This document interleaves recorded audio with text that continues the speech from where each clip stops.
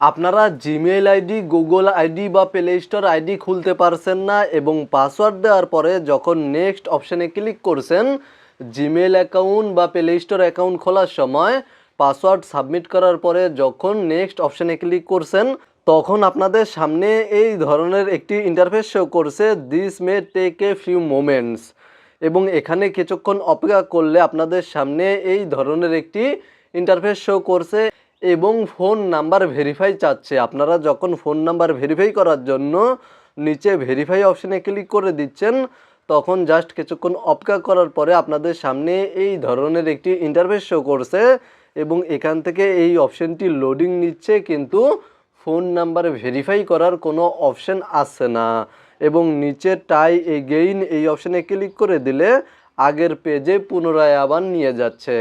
তো মূলত এই সমস্যাটি কেন দেখা দিচ্ছে?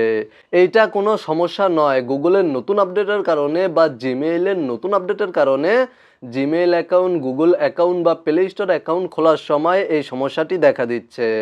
বিশেষ করে নতুন ফোনগুলোতে এই সমস্যাটি বেশি দেখা দিচ্ছে এবং আপনি যদি আপনার মোবাইল ফোনের মাধ্যমে অলরেডি কোনো জিমেইল অ্যাকাউন্ট খুলে থাকেন, তাহলে 1 সপ্তাহের মধ্যে বা 10 দিনের মধ্যে নতুন জিমেইল অ্যাকাউন্ট খোলার সময় এই সমস্যাটি দেখা দিতে পারে।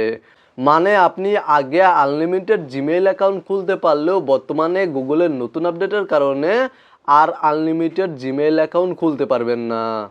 আপনি চাইলে অন্য কোনো মোবাইলের মাধ্যমে জিমেইল অ্যাকাউন্ট, গুগল অ্যাকাউন্ট বা প্লে স্টোর অ্যাকাউন্ট ক্রিয়েট করে নিয়ে, তৈরি করে নিয়ে আপনার মোবাইল ফোনে লগ ইন করে ব্যবহার করতে পারবেন।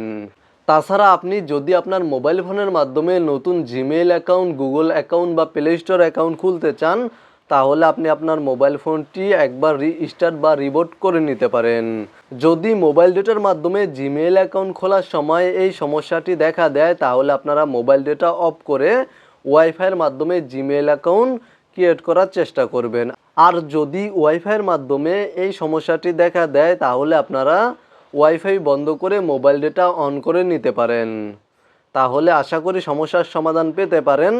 তবে এই সমস্যাটির 100% ফিক্সড কোনো সমাধান বর্তমানে নেই।